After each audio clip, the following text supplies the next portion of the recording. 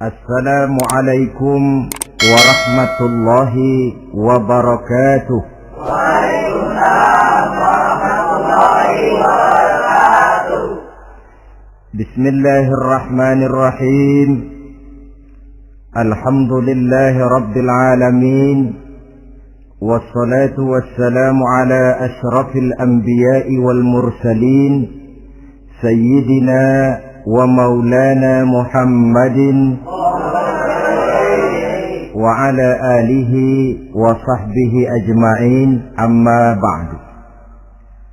Saudara-saudara hadirin, ma'asyiral muslimin rahimakumullah.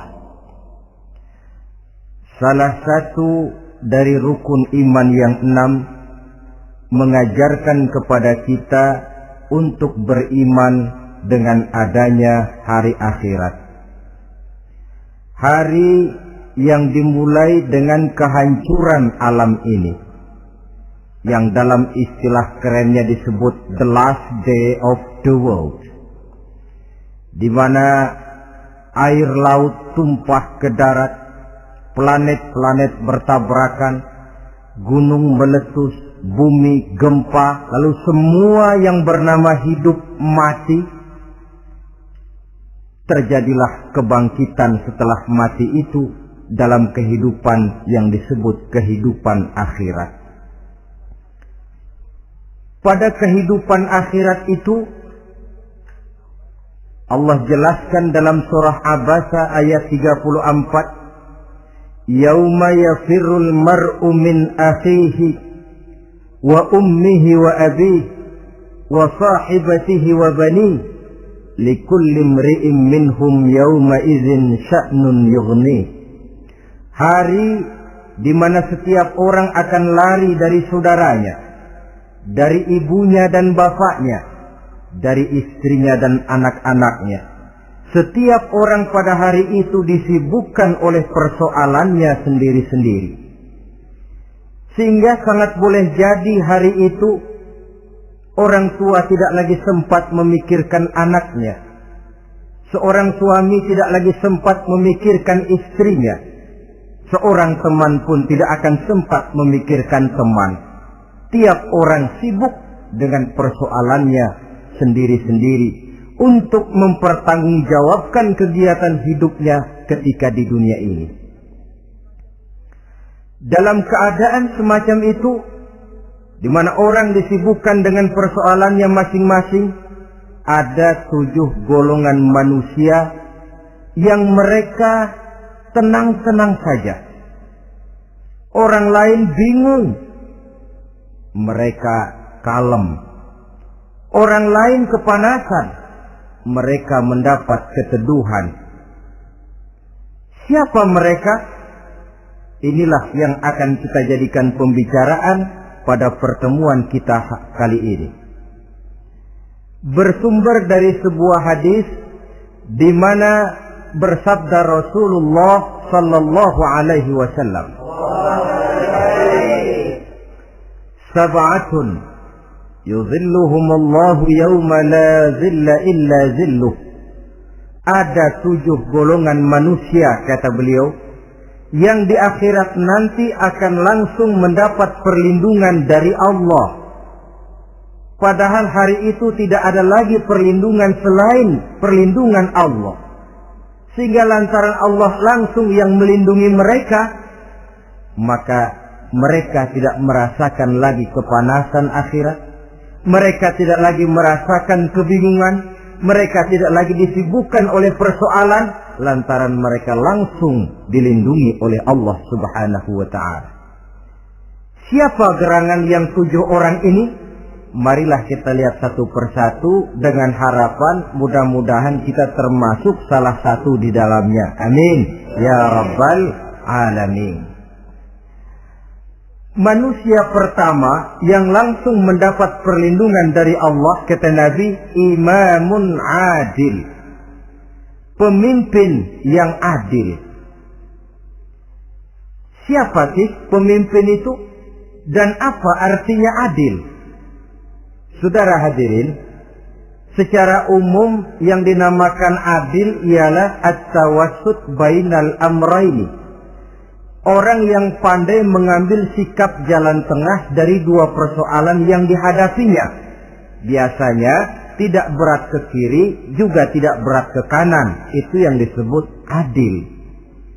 Orang yang tidak hanya sekedar bisa menuntut kewajiban dari seseorang, tapi juga bisa memberikan hak kepada orang itu juga disebut adil. Lalu pemimpin itu siapa? Setiap kita adalah pemimpin. Yang besar kecilnya kepemimpinan kita bergantung kepada apa yang kita pimpin. Dan sudah barang tentu bahwa setiap pemimpin akan dimintakan pertanggungan jawab dari apa yang dipimpinnya.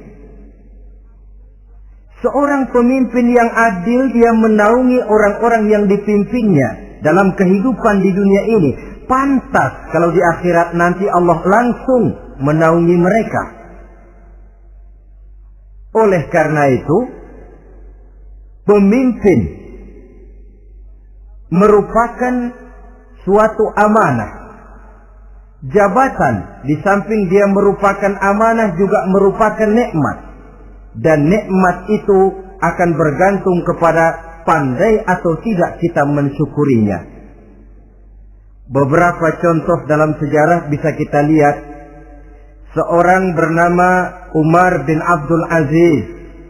Pada saat beliau secara aklamasi dipilih menjadi pemimpin, menjadi presiden, ucapan yang pertama keluar dari mulutnya, Inna lillahi wa inna ilaihi raji'un. Coba bayangkan ini. Dipilih jadi pemimpin, diangkat jadi presiden, bukan alhamdulillah, malah inna lillahi wa inna ilaihi raji'un. Kenapa? Dia anggap jabatan itu adalah amanah. Menyia-nyiakan amanah berarti khianat, dan khianat ini adalah dosa besar. Pantaslah kalau Allah Subhanahu wa taala memperingatkan, nikmat bisa saja berubah menjadi azab kalau kita tidak pandai mensyukurinya.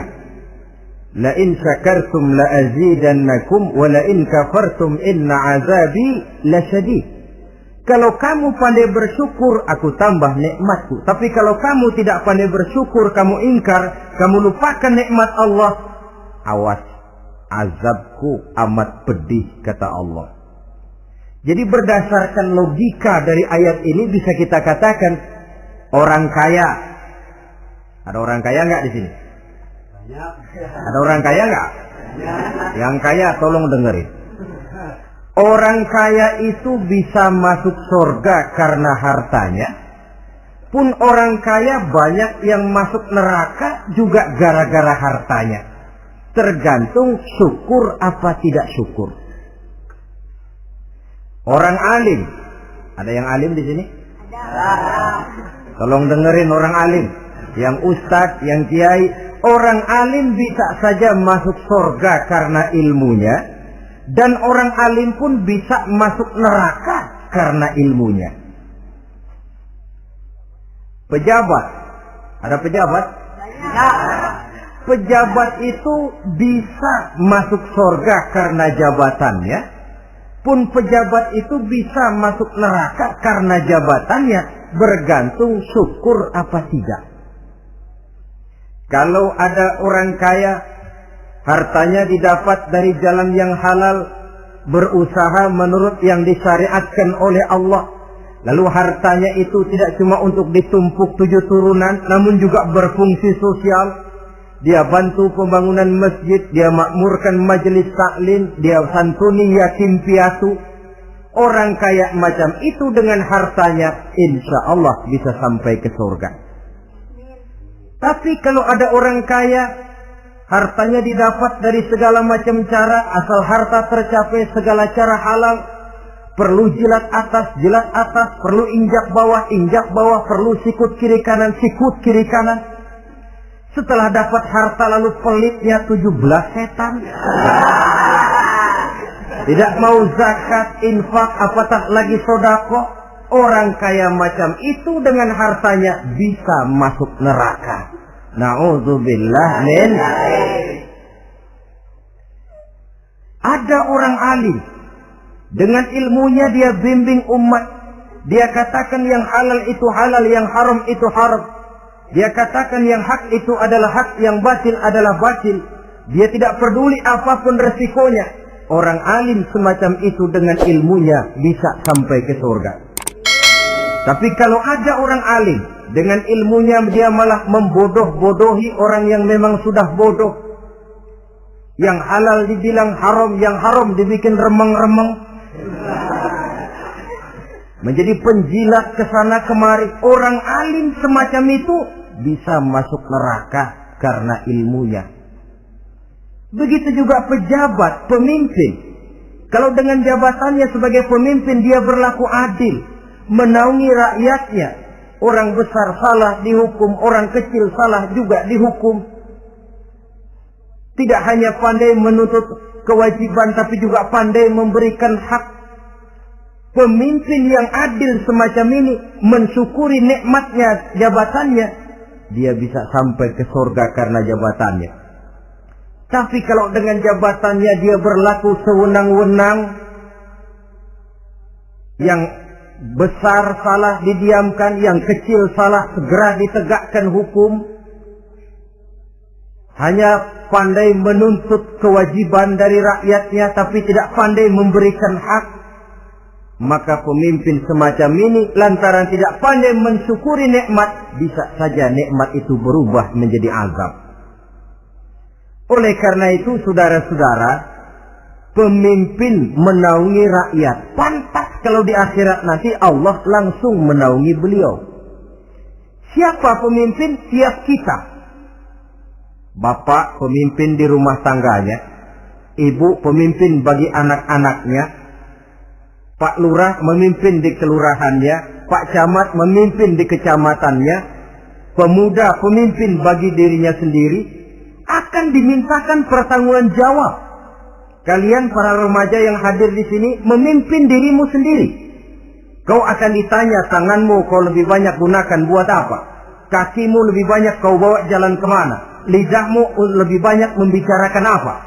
Dan hari pertanggungan jawab nanti kalian jangan berharap akan ada saksi dari luar. Saksinya anggota badan kita sendiri. Dalam surah Yasin Allah jelaskan, Al-yawma nakhtimu ala afwahihim wa tukallimuna aydihim wa tashhadu arjuluhum bima kanu yaksibun. Ada kan di surah Yasin? Ayat berapa? Pokoknya Yasin dah.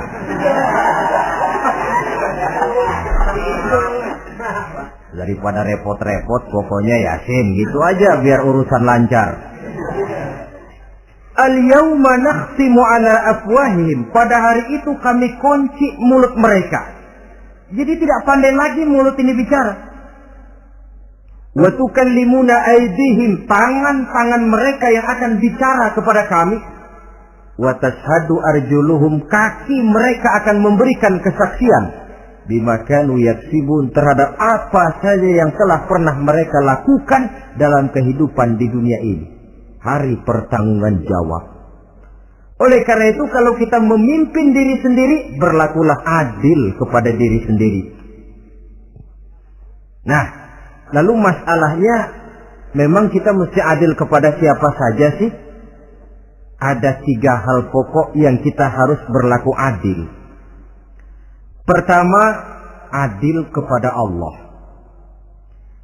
Yang kedua, adil kepada sesama makhluk. Dan yang ketiga, adil kepada diri sendiri. Adil kepada Allah artinya apa? Mendahulukan hak Allah daripada kepentingan pribadi.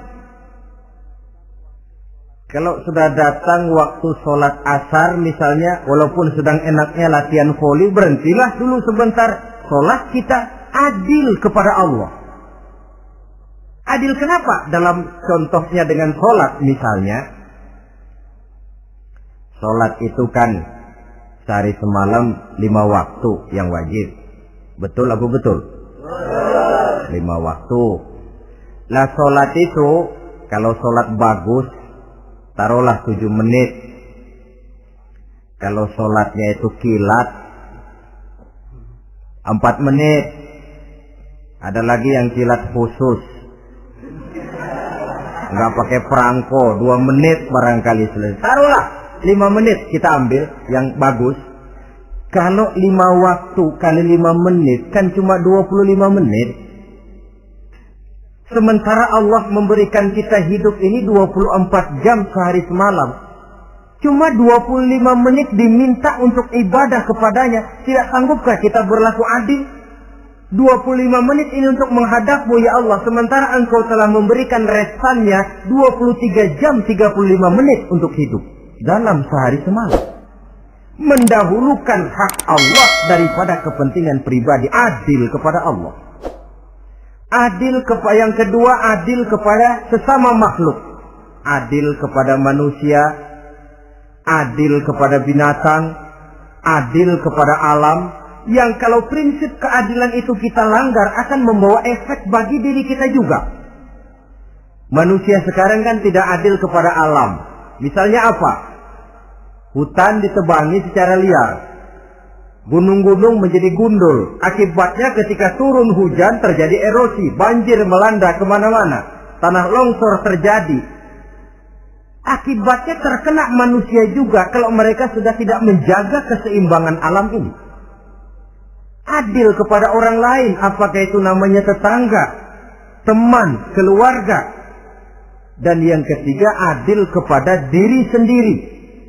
Bagaimana pengertiannya? Mata ini punya hak untuk tidur. Begadang terus tiap malam, tidak adil kepada mata. Nah, ini yang ketawanya paling kencang pasti tukang begadang ini.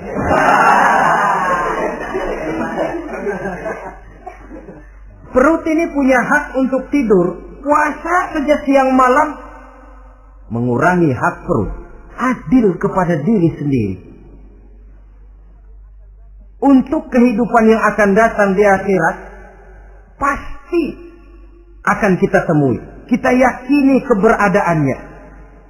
Yang oleh karena itu, kalau kebetulan kita ini adalah pemimpin, sekurang-kurangnya pemimpin bagi diri sendiri, marilah kita berusaha menjadi pemimpin yang adil.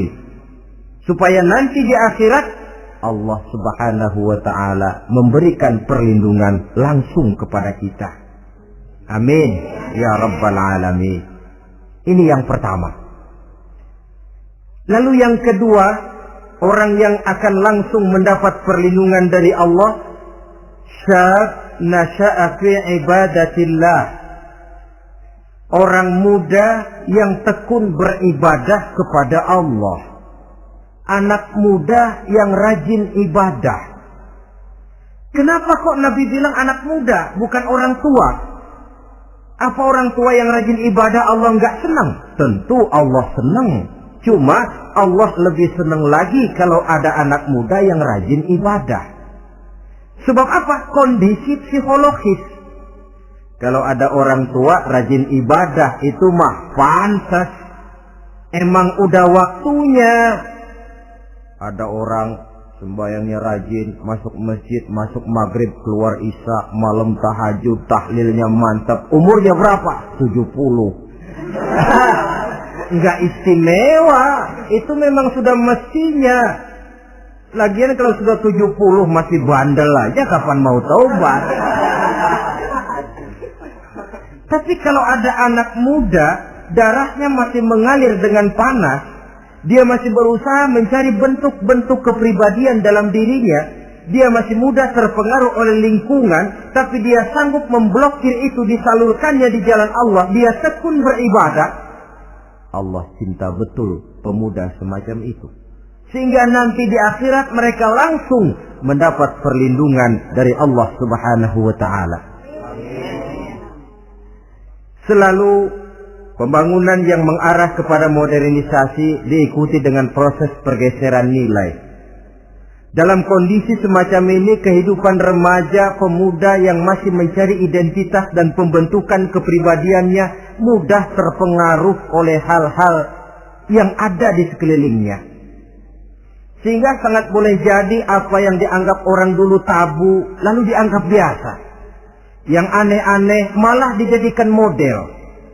Yang dilarang malah nekat diterjang.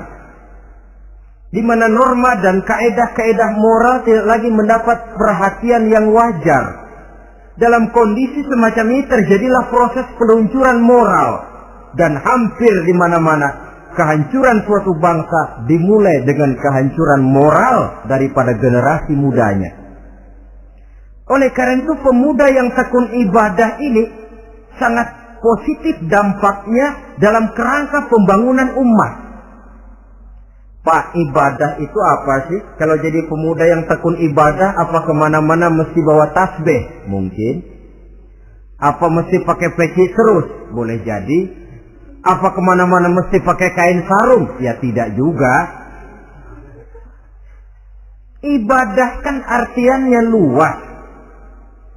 Segala perbuatan yang diperintah dan karenanya bertujuan mencapai ridho Allah, itu bernama ibadah. Kalian remaja berangkat menuntut ilmu, pergi pagi pulang siang, membekali diri, menuntut ilmu itu ibadah. Kalian pulang ke rumah, ibu bapak memerintah, taat kepada orang tua, ibadah. Membersihkan lingkungan, ibadah. Bahkan jaga di waktu malam pun kalau untuk dengan niat, bismillah, saya jaga malam ini untuk ketenangan rakyat supaya mereka tekun dan tenang melaksanakan ibadah. Itu tercatat sebagai amal soleh yang bernilai ibadah. Jadi tidak cuma sekedar sujud, tidak cuma sekedar baca Quran. Seluruh aspek kehidupan manusia yang diperintah Allah dan yang bertujuan mencari ridho Allah, itu bernilai ibadah. Pemuda yang tekun melaksanakan ibadah kepada Allah. Apalagi terutama adik-adik remaja yang hadir pada kesempatan ini. Masa muda itu masa yang paling indah memang. Sampai orang Kulon bilang, there is not delightful memorize. Ya Barat itu kan Kulon. Saya lebih senang pakai orang Kulon saja. There is not delightful memorize and then the youth moment. Bahwa tidak ada masa yang lebih indah selain masa muda. Tapi masa muda yang katanya indah itu sebentar. Sebentar sekali. Kalau kita tidak pandai memanfaatkannya dengan sebaik-baiknya, boleh jadi dia akan hilang tanpa sesuatu yang ada artinya buat hari depan. Dan hari depan itu sebagian besar ditentukan oleh masa muda sekarang ini. Karena itu kepada yang muda saya berpesan, pergunakanlah masa muda itu dalam ketekunan beribadah kepada Allah. Ibadah dalam artian yang seluas-luasnya. Jangan seperti pepatah orang, kelapa muda katanya kupas-kupasin, kelapa tua tinggal batoknya. Selagi muda puas-puasin, udah tua tinggal bongkoknya. Iyalah, kalau dipuas-puasin dalam arti yang positif, boleh. Mumpung masih muda, puas-puasin nuntut ilmu. Mumpung masih muda, puas-puasin ibadah. Mumpung masih muda, puas-puasin berbakti kepada kedua orang tua. Puas-puasin dalam artian yang positif tentu saja bagus. Tapi kalau puas-puasin dalam arti menghambur umur untuk sesuatu yang mubazir, bergadang di pinggir-pinggir jalan, lalu mulai berkenalan dengan morfin, narkotik, ganja, terperangkap oleh budaya-budaya modern yang menyesatkan, terpancing oleh model-model baru yang kelihatannya menarik tapi sebenarnya tidak bermanfaat. Entah pada akhirnya akan mendatangkan penyesalan kepada kita saja. Coba, belakangan ini saya dengar di Jakarta akan ada satu festival yang disebut Festival Ngeceng.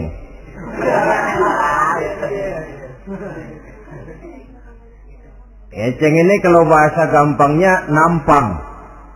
Jadi itu biasanya muda-mudi diri di pinggir-pinggir jalan, pakai kacamata hitam, pakaian warna-warni, rambut dicat sedemikian rupa supaya menarik perhatian.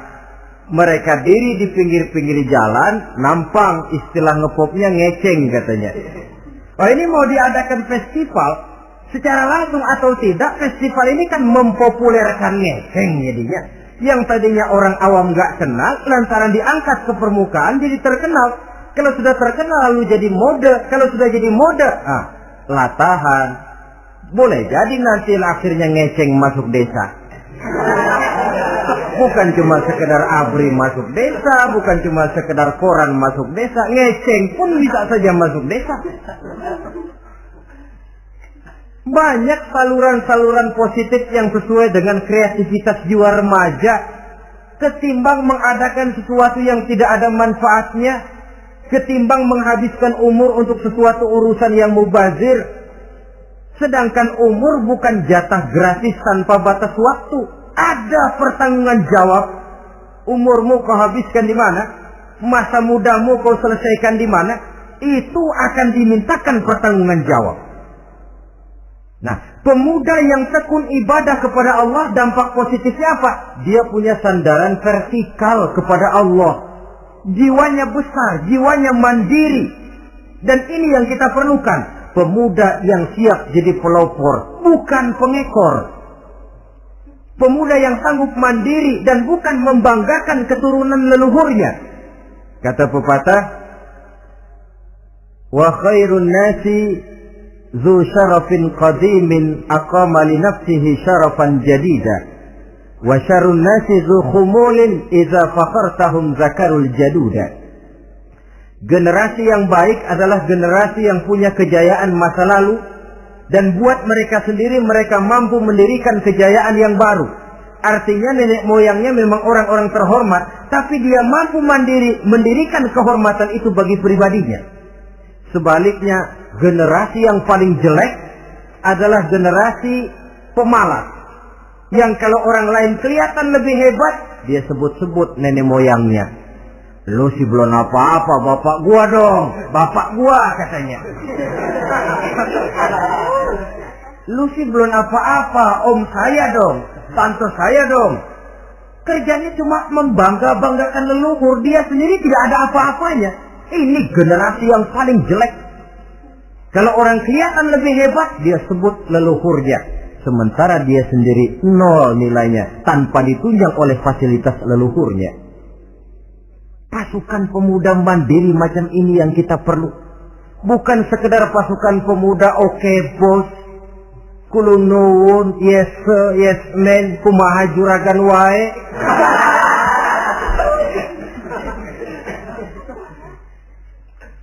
Dan terus terang kita miskin dengan pemuda yang mandiri, yang punya kepribadian, yang berani berkata ya terhadap yang benar, dan berani berkata tidak terhadap yang tidak benar.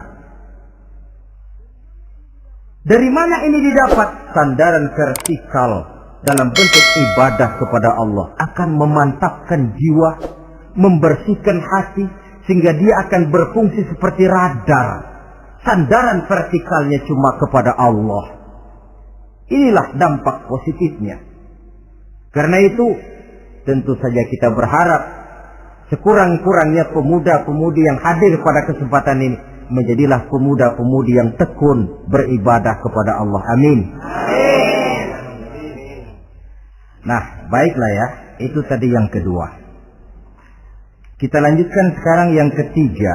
Orang yang akan langsung mendapat perlindungan dari Allah. Kata Nabi, rajulun qalbuhu mu'allakun bil masjid. Seseorang yang hatinya selalu terpaut kepada masjid. Apa arti terpaut kepada masjid ini? Apa orang yang gak pernah keluar-keluar dari masjid? Tentu saja bukan. Apa gunanya di dalam masjid terus kalau kerjanya cuma tidur doang? Maksud terpaut kepada masjid ini, hatinya selalu berpikir bagaimana memakmurkan masjid. Jasadnya boleh saja ada di kantor, boleh saja ada di pasar, boleh ada di sawah, boleh ada di ladang. Tetapi hasil daripada usahanya dia lalu berpikir bagaimana memakmurkan masjid. Sebab apa? Masjid merupakan center of activity, pusat daripada kegiatan umat. Kalau kita lihat fungsi masjid di zaman Rasul, Di masjid beliau berdakwah, di masjid beliau mengatur negara, di masjid beliau mengadakan perundingan, di masjid beliau bermusyawarah dengan para sahabat. Pusat daripada kegiatan umat. Dan memakmurkan masjid ini dasarnya tidak lain karena iman kepada Allah. Prinsipnya bagaimana kita menghidupkan masjid dan bukan mencari hidup di masjid. Kalau sudah prinsipnya dibalik, bukan menghidupkan masjid tetapi mencari hidup di masjid, saya khawatir masjid akan ambruk. Nyatanya kadang-kadang masjid kita ini fungsinya belum maksimal. Kadang-kadang ada kok masjid yang bukanya cuma seminggu sekali. Jumat pagi jam 9 masjid buka, Jumat jam 2 tutup, buka-buka lagi Jumat depan. Seminggu sekali. Kelemahan lainnya manajemen masjid, terus terang sajalah kita bicara. Kadang-kadang pengelolaannya ketua masjid bapaknya, khatib mantunya, sekretaris ponakannya, imam Bilal cucunya. Gak ada orang lainnya. Ya kalau bagus kepengurusannya tidak apalah. Tapi kadang-kadang kelemahannya ialah bagaimana menciptakan manajemen masjid yang baik sehingga masjid bisa berfungsi sebagaimana fungsinya di zaman Rasulullah Sallallahu Alaihi Wasallam. Apalagi belakangan ini ada kecenderungan yang membuat kita optimis, gembira. Remaja, pemuda-pemudi mulai gemar datang ke masjid. Berkumpul membentuk remaja masjid, remaja musola, mengadakan kegiatan majelis taklim yang mingguan, yang bulanan, aksi sosial, yang semuanya bermuara dari kehidupan masjid. Sesuatu yang menggembirakan. Dan sudah sepatutnya para pengelola masjid membuka pintu untuk bisa mengatur masjid menurut manajemen yang diharapkan oleh umat. Karena bagaimanapun di masjid dua jalur komunikasi, bahasa kerennya two-way traffic communication, itu bisa kita laksanakan. Yaitu hablum minallah wa hablum minan nas. Berhubungan kepada Allah dan berhubungan kepada sesama manusia bisa terlaksana di masjid. Berhubungan dengan Allah jelas saja lewat sholat misalnya. Berhubungan dengan sesama manusia jelas saja lewat musyawarah, lewat majelis taklim, lewat kegiatan-kegiatan yang mensiarkan agama. Dan begitu selanjutnya. Saudara hadirin yang saya hormati, memakmurkan masjid sebagai rumah Allah. Sebab dalam hadis kursi Allah katakan, inna buyuti fil ardi al masajid wa inna zuwari fiha ummaruha. Rumahku di permukaan bumi adalah masjid-masjid, kata Allah. Dan orang-orang yang memakmurkan masjid, orang yang datang ke masjid adalah tetamuku. Kalau Allah memerintahkan kita menghormati tamu, tentu Allah lebih tahu bagaimana menghormati tamunya sendiri. Allah mengajarkan kita, hormatilah tamumu. Sekarang kita yang menjadi tamunya Allah dengan datang ke masjid, dengan memakmurkan masjid, Allah lebih tahu menghormati tamunya. Ini yang ketiga. Yang keempat, hadirin, orang yang langsung mendapat perlindungan dari Allah itu rajulani tahabba fillahi ijtama'a alaihi wa tafarraqa alaihi. Dua orang yang menjalin persaudaraan, yang bertemu dan berpisah karena Allah. Bersaudara karena Allah. Bukan karena orang punya pangkat tinggi lalu kita temani, bukan karena orang kaya lalu kita dekati, tetapi karena Allah. Kau di jalan Allah, mari kau saudara saya. Kau keluar dari jalan Allah, maaf sajalah, bawalah dirimu sendiri, saya akan membawa diri saya. Lebih baik sendiri daripada berteman jahat. Berdua memang lebih baik daripada sendiri, tapi sendiri lebih baik daripada berteman jahat. Maksudnya apa ini? Sederhana. dalam benci, sederhana dalam cinta. Ukurannya Allah. Al-Quran mengisyaratkan, wa asa an tuhibbu syai'an wa huwa syarrul lakum, wa asa an takrahu syai'an wa huwa khairul lakum. Sangat boleh jadi, kata Allah, kamu menyenangi sesuatu padahal akibatnya tidak baik bagi kamu. Dan sangat boleh jadi kamu membenci sesuatu padahal akibatnya baik bagi kamu. Nah, mari kita lihat. Kalau orang bersaudara cuma karena temannya itu punya pangkat tinggi, saya yakin kalau temannya pensiun, persaudaraannya akan selesai sampai di situ. Kalau kita mencari teman cuma karena dia kaya, satu saat dia jatuh bangkrut, jatuh miskin, persaudaraan akan selesai sampai di situ. Tapi kalau karena Allah yang bisa memisahkan kita apabila orang sudah keluar dari jalur yang diridhoi oleh Allah Subhanahu wa taala. Oleh karena itu, kepada semua hadirin, mari menjalin persaudaraan dalam bentuk ideal yang diajarkan oleh Islam, nilai persaudaraan yang diikat oleh akidah. Kalaupun harus benci, bencilah sederhana, tidak habis-habisan ngebenci orang. Kalaupun harus cinta, cintalah sederhana. Boleh jadi yang hari ini kita benci bukan main, besok kita senangi. Mungkin yang hari ini kita cintai mati-matian, besok sudah berubah menjadi yang kita benci. Sederhana saja, tidak usah berlebih-lebihan.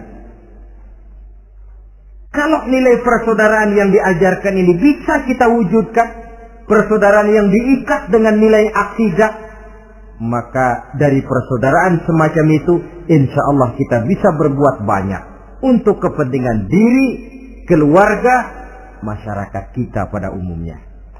Ini kelompok yang keempat. Orang kelima yang nanti langsung mendapat perlindungan Allah, rajulun da'athum ra'atun zatu mansibin wa jamalin ila nafsiha faqala inni akhafullaha rabbal alamin. Seorang laki-laki, kata Nabi, yang dipanggil oleh perempuan cantik. Laki-laki normal dipanggil oleh perempuan cantik. Untuk apa? Diajak melakukan perbuatan yang negatif. Tidak ada orang yang tahu. Tempatnya sepi. Apa yang terjadi? Orang ini berkata, inni akhafullaha rabbal alamin. Maaf saja, saya takut kepada Allah. Orang yang bermoral nanti di akhirat langsung dilindungi oleh Allah. Tidak mudah jatuh oleh bujuk rayu. Tidak mudah terpesona oleh wajah-wajah yang menggiurkan. Seperti dalam sejarah yang terkenal itu Nabi Yusuf alaihi salam. Kenal kan Nabi Yusuf? Nabi Yusuf itu bekerja di istana Kitfir. Kitfir ini punya istri namanya Zulaikha. Orangnya cantik. Diam-diam Zulaikha ini rupanya naksir sama Yusuf. Satu hari suaminya tidak ada di rumah, pintu dikunci-kunciin. Setelah pintu semua terkunci, dia panggil Nabi Yusuf, "Hai salah, Yusuf, sini."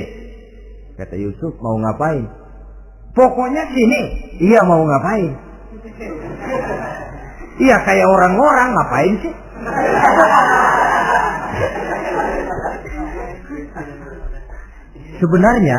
Sebenarnya ini Zulaikha senang kepada Yusuf, Yusuf pun demikian. Walaqad hammat bihi wa hamma biha. Zulaikha menyenangi Yusuf, Yusuf pun menyenangi Zulaikha. Tapi apa? Walaula an ra'a burhana rabbih. Andai kata Yusuf tidak melihat peringatan Tuhannya, letter S. Yusuf, ini bukan pekarangan ente, dilarang parkir di sini. Sehingga walaupun tidak ada yang tahu, tidak ada yang melihat, Nabi Yusuf selamat dari bujuk rayu Zulaikha. Mempertahankan nilai-nilai moral di tengah kemajuan zaman memang merupakan pekerjaan yang tidak ringan. Merupakan pekerjaan yang sangat berat. Akan ada saja cobaan, akan ada saja gangguan yang kita temui di sepanjang perjalanan hidup ini. Tapi sebaliknya, kalau orang sudah tidak lagi menjunjung moral yang tinggi, lalu hidup menurut selera sendiri-sendiri,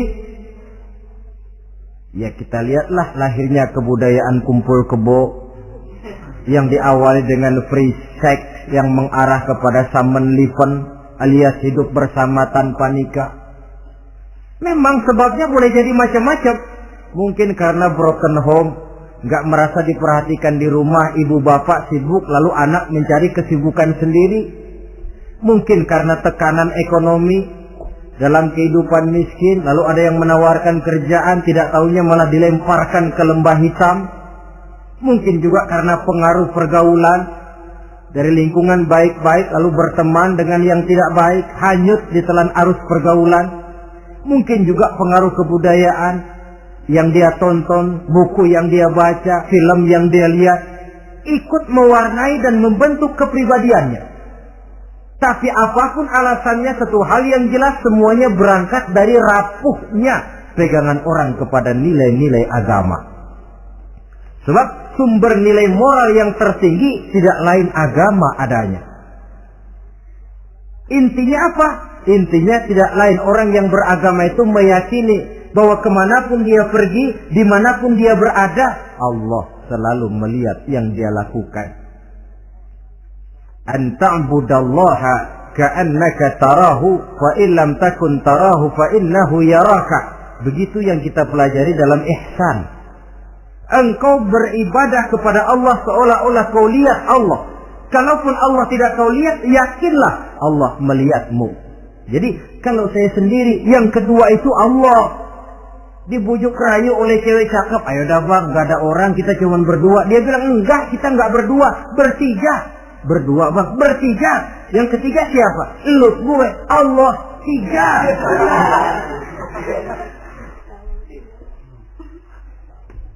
Di kantor mau korupsi, dia kasak kusuk, gerasak berusuk, cari apa yang seharusnya menjadi hak orang lain. Tidak ada yang lihat, tapi dia tidak sendiri. Saya berdua. Yang kedua, Allah. Merasakan kehadiran Allah dekat dalam hidup. Nilai moral semacam ini menyelamatkan masyarakat. Pantas kalau orang semacam ini di akhirat nanti langsung mendapat perlindungan dari Allah Subhanahu wa ta'ala. Karena itu terutama adik-adik remaja yang hadir, sebenarnya yang paling mahal dalam hidupmu adalah harga dirimu. Kalau itu sudah terjual dan tergadai, apalagi yang bisa kau banggakan dalam hidup ini? Titel yang berenteng barangkali, harta yang banyak, mobil yang serba berkilat barangkali. Tidak akan banyak manfaatnya kalau sudah dimulai dengan kehancuran daripada harga diri. Tidak ada yang lebih mahal daripada harga diri. Jagalah itu baik-baik. Pelihara nilai-nilai moral. Makin pandai kau jaga diri, insya Allah makin mahal hargamu. Dalam pandangan manusia, lebih-lebih juga dalam pandangan Allah.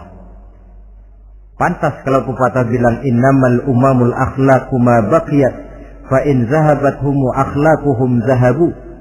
Suatu bangsa akan tegak kalau dia masih punya nilai moral. Bila hancur moral itu, hancur jugalah ketegakan daripada bangsa itu sendiri. Ini yang kelima. Yang keenam, masih dua lagi. Orang keenam yang nanti akan langsung mendapat perlindungan dari Allah, rajulun zakarallaha khalian fafadat ainahu. Seseorang yang mengingat Allah dalam kesunyian, lalu berlinang air matanya. Tengah malam dia bangun, bertahajud dia kepada Allah. Gemersik tikar tersentuh tangan, laksana lambaian tangan malaikat maut nak datang merenggut nyawa. Terbayang segala dosa dan kesalahan, tergambar semua kekeliruan yang dilakukan dalam hidup. Lalu air mata pun tanpa terasa berurai membasahi pipi. Orang yang mengingat Allah dalam kesunyian. Saudara, tidak ada orangnya itu yang tidak punya dosa. Coba saya mau tanya, yang kumpul di sini ada nggak orang yang nggak punya dosa? Tidak ada. Dan memang orang yang baik itu bukan orang yang tidak punya dosa. Sebab tidak ada orang yang tidak punya dosa. Orang yang baik adalah orang yang apabila dia melakukan dosa, dia segera sadar, dijadikannya itu sebagai pelajaran untuk tidak diulanginya lagi pada masa yang akan datang. Dengan kata lain, mengingat Allah dalam kesunyian itu artinya bertaubat. Ini kan anak muda sekarang nih, kalau diajak bicara taubat, taubat mah urusan 70 ke atas, Pak. Kita ini masih lama. Padahal masalah taubat bukan masalah tua. Masalah taubat adalah masalah dosa, dan masalah dosa adalah masalah manusia sejak dia akil balik sampai dengan kehidupannya yang sekarang. Sengaja atau tidak, besar atau kecil, ringan atau berat, tiap kita mesti mempunyai yang namanya dosa. Allah Maha penerima taubat sepanjang nafas belum sampai di kerongkongan. Jikalau nafas sudah sampai di tenggorokan, baru kita mau melaksanakan yang namanya taubat. Kasihlah itu.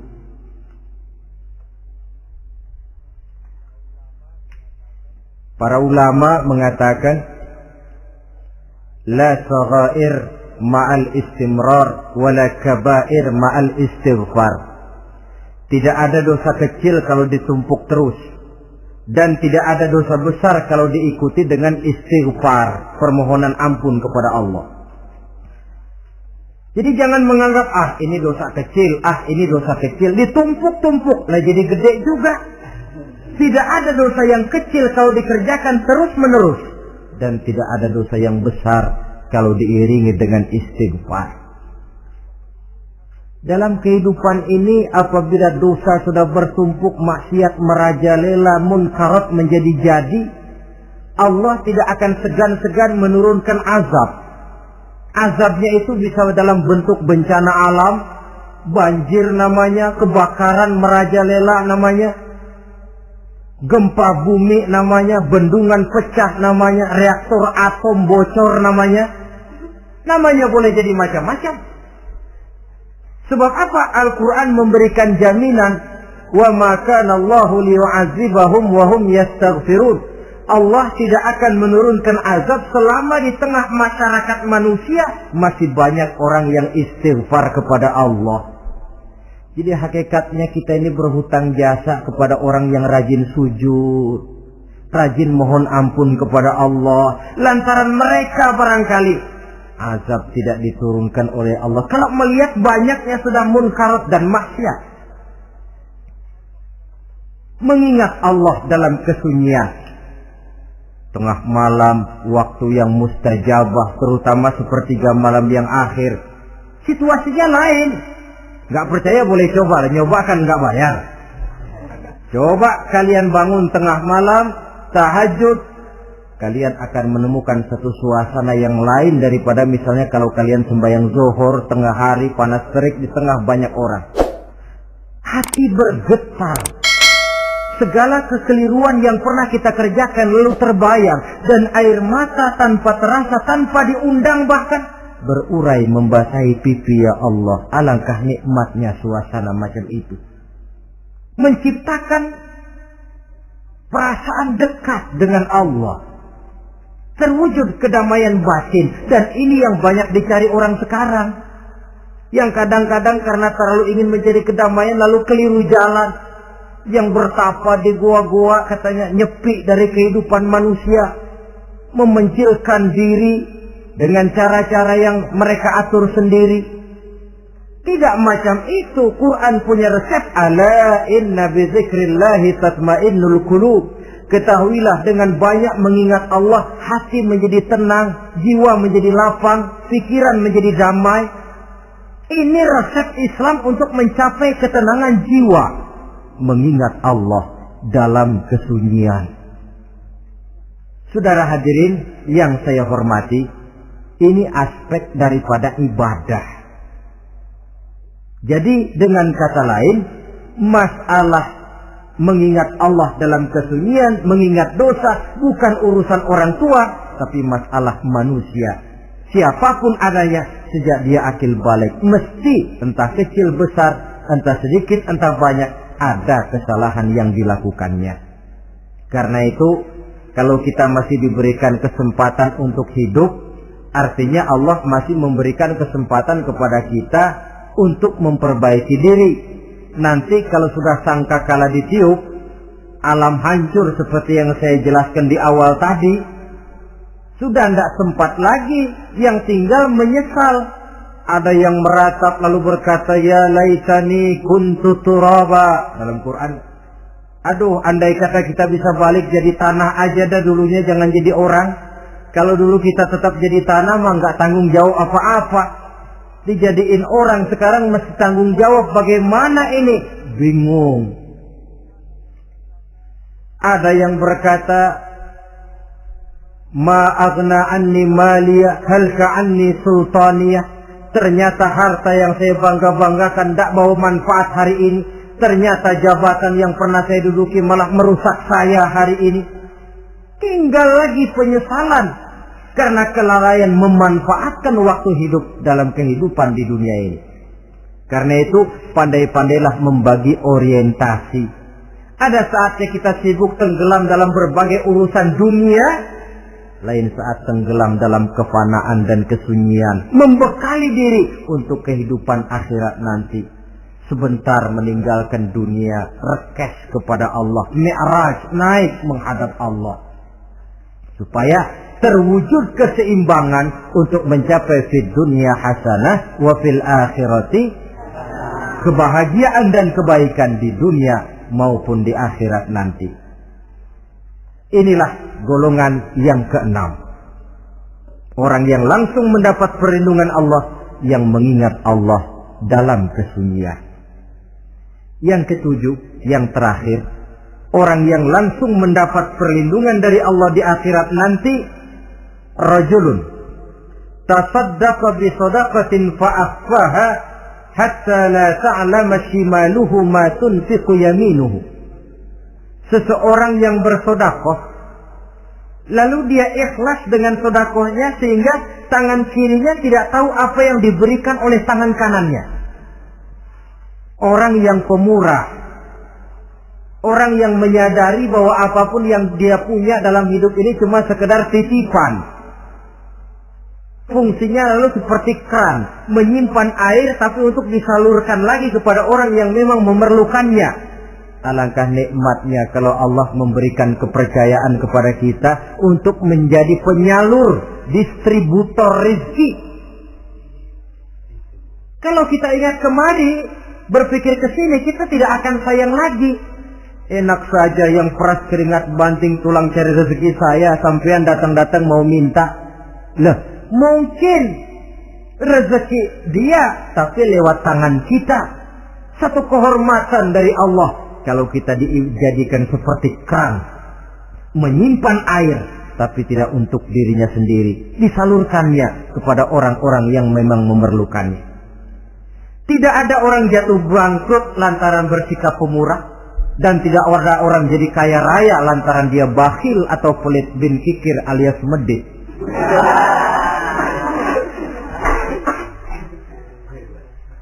Dalam kitab Riyadhus Shalihin kita baca, tiap pagi ke alam ini turun 2 malaikat. Cuma kita nggak tahu. Dua-duanya berdoa. Yang sebelah kanan berdoa, yang sebelah kiri berdoa. Kata yang sebelah kanan doanya tiap pagi ini.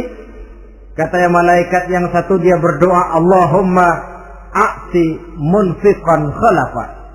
Ya Allah, kepada orang-orang yang suka infak, kepada orang-orang yang suka memberi, kepada orang-orang yang pemurah, gantilah mereka dengan yang lebih baik dari apa yang telah mereka berikan. Lalu malaikat yang satu berdoa, Allahumma a'ti mumsikan talafa. Ya Allah, kepada orang-orang yang mumsik, bakhil, kikir, berilah mereka kerusakan dan kebinasaan di dalam harta mereka. Maka lihat sajalah, orang kaya tapi pelit, ada saja jalan yang kira-kira duitnya bakalan jadi keluar dan gak ada pahalanya. apa kena musibah lalu berobat sekian juta, apa kemalingan, apa ditipu orang, ada saja cara duitnya keluar yang gak ada pahalanya. Inilah prinsipnya. Allah mencintai orang pemurah. Dalam hadis qudsi, uhibbu ahlas sakha wa hubbi lil faqir sakhi asad. Aku cinta kepada orang yang pemurah, tapi aku lebih cinta kepada orang miskin yang pemurah. Orang kaya pemurah Allah cinta, orang miskin pemurah Allah lebih cinta. Kenapa? Nilainya lain. Orang kaya sedekah 500, orang miskin sedekah 500, sama 500-nya, tapi saya yakin pahalanya lebih besar buat si miskin. Kenapa? Buat orang kaya 500 apa artinya? Sekelebatan. Buat si miskin 500 dia mesti peras keringat banting tulang, tapi dia berani memberi seperti beraninya orang kaya. Nilai ini yang dilihat oleh Allah.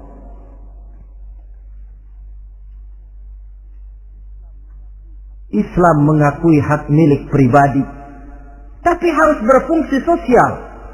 Di dalam harta yang kita miliki itu ada haknya masjid, ada haknya yatim, ada haknya madrasah. Dan Allah Subhanahu wa ta'ala bisa, saya katakan di awal tadi, merubah nikmat menjadi azab kalau kita tidak pandai mensyukurinya. Bersyukur kalau diberikan harta artinya mempergunakan harta itu sesuai dengan kehendak yang memberinya. Allah memberikan harta kepada kita. Apa yang Allah kehendaki? Supaya harta itu berfungsi sosial. Milik pribadi silakan, tapi berfungsi sosial dalam kehidupan.